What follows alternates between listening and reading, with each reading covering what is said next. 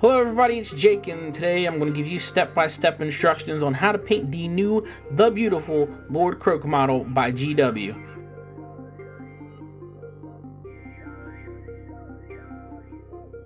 Hello, I am your constellation lord, Lord Kroak. I am asking you today. Hey, wait a minute. What are you turn me around? What are you doing, you fat-fingered fool? Why are you observing my anal cavities? Turn me. What? Okay, all right. I am asking you, please redo the salamanders and the crop. What's going on behind me? Why do I sense? What is that fat finger doing in my?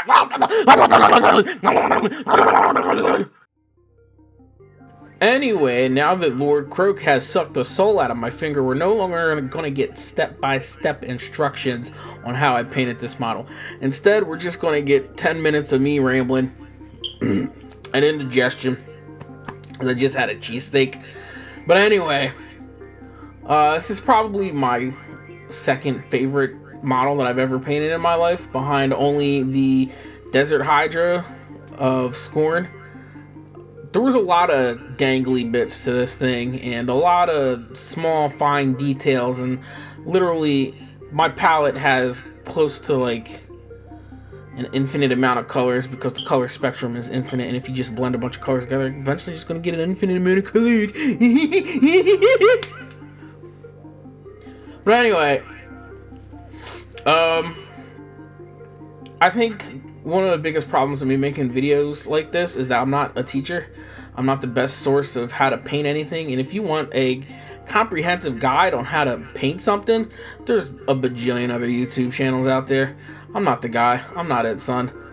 So what we're coming here for, and I even put this in my description, is not for teaching, is pure, like, what the hell is going on in my head as I'm painting. And I'm gonna tell you right now, what went through my head while I was painting Kroak was ribbit, ribbit, ribbit, ribbit, frog, frog, frog, frog, dinosaurs, dinosaurs, dinosaurs, dinosaurs. That's my process when I paint, and I'm pretty sure I had an ASMR video on the background, and you can hear my fire alarm go off because I have no batteries in them. Well, if it had batteries, it would not be. I don't know how that works now that I think about it. But anyway, yeah, I felt like Lord Kroak himself actually took only like an hour or two to paint in total, because that's how amazing oils are. You can fly through stuff like non-metallic gold and you don't have to take 20,000 years to do it, because you're not layering and then blending the smallest, thinnest, most transparent layers into each other one after another to get smooth. It's just a couple passes, a couple strokes. You put down your colors, you blend them together, and then, like, this is one of my favorite little bits to do right here, this little purple globe on them. I just slapped purple all over the whole thing, took some straight white, and just blended it in. Just blended it in, just little stipples, stipples, stipples, stipples, stipples, stipples. And it looks like it's glowing from some light source out in the distance, and it's, no matter where you look at it, it's like, ooh, is this really illuminated? Is this really coming up? Like, even in real life, looking at it at the table, it's fucking glowing. I love it. Love this model. I love this Lord Kroak model. It's so friggin' cool. I swear to God, GW every once in a while will put out a group of models, and it's just like, wow. Wow. These models are so cool. Like, look at these feathers, man. These feathers could be any color, but I went with the box art because I thought I could do that, but they look like shit.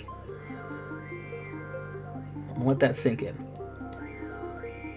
You know, I'm not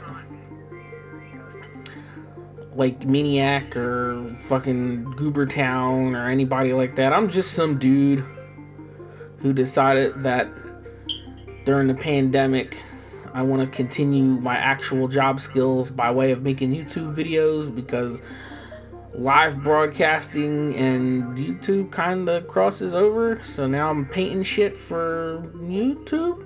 But, you know, that's how life has been the last 2 years. And here's a once around. You can look at his beautiful anal cavity again, but this time in 24-bit Technicolor.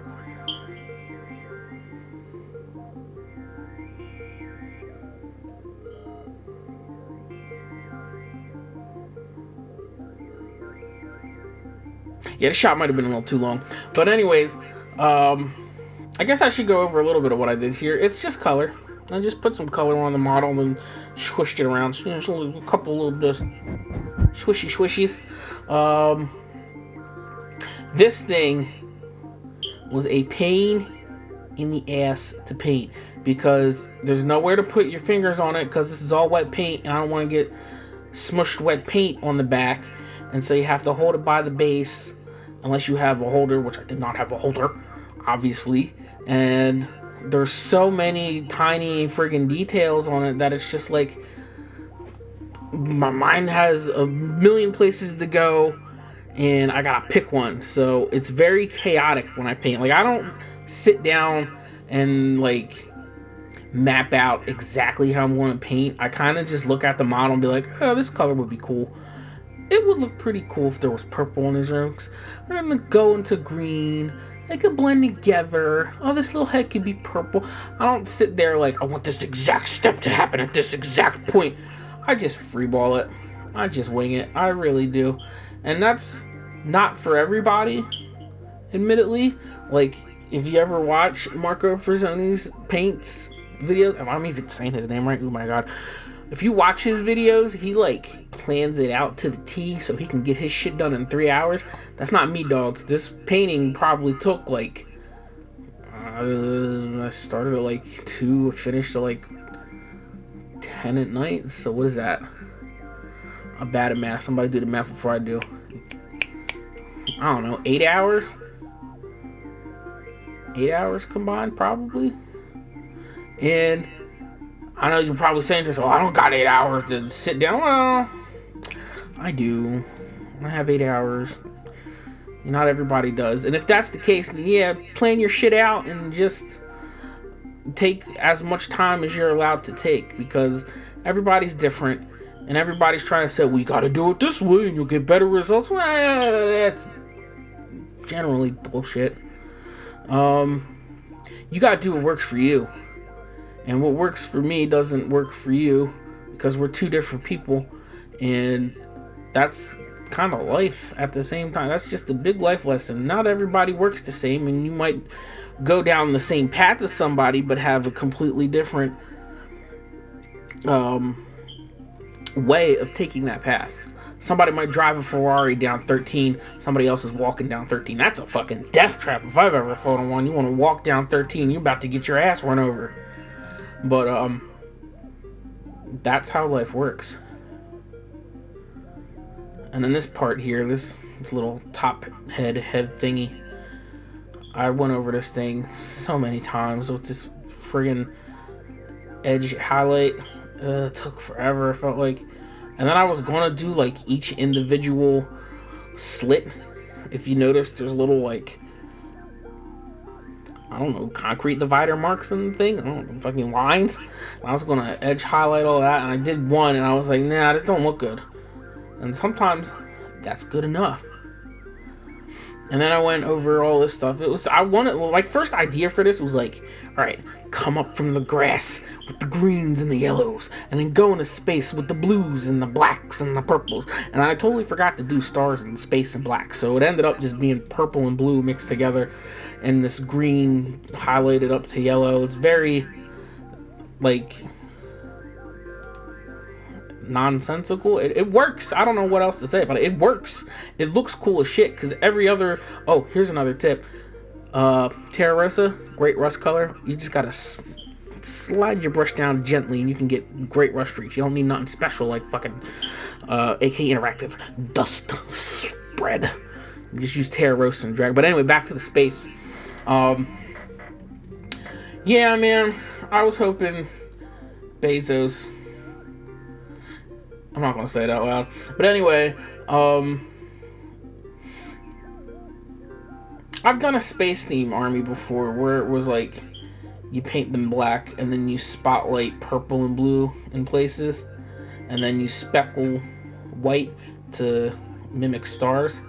And that was the original idea here, but because I didn't do it that way, and I don't know about the oil paints with speckling. Apparently it's very easy and you can just take a toothbrush and it's actually finer speckles than we would with acrylic paint. But I kind of like it the way it is, just a straight purple and blue and green and yellow. It's just colors, man, and they pop and they're vibrant. And this is the finished product. Look at that old throne. Look at that new throne. I'm not in focus.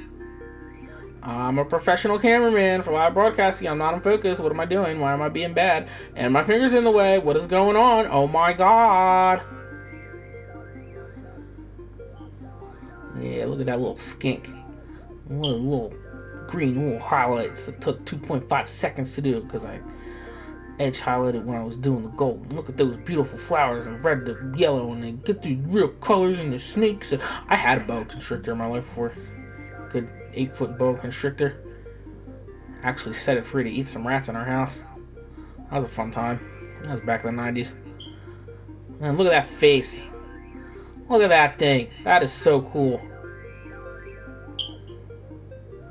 That is honestly the standout point of the throne here. That face. I mean, that top part's pretty cool, but if you get that face to stick out, it's what hits you first sometimes. You can go back and forth between those two areas. And Kroak himself, man, he is such a cool new model. Like I said at the beginning, G-Dub, get the rest of these goddamn dinosaurs updated, will ya? Give me a new Kroxagore unit. Give me a new Salamander and Razodon unit. Please. I beg on behalf of all the dinosaur players out there. Please update your line. Thanks for watching. Thanks for listening to my rambles. Peace out. See you next week. 2 weeks from now. I do these videos every other week. Sometimes not. It depends on how I'm feeling.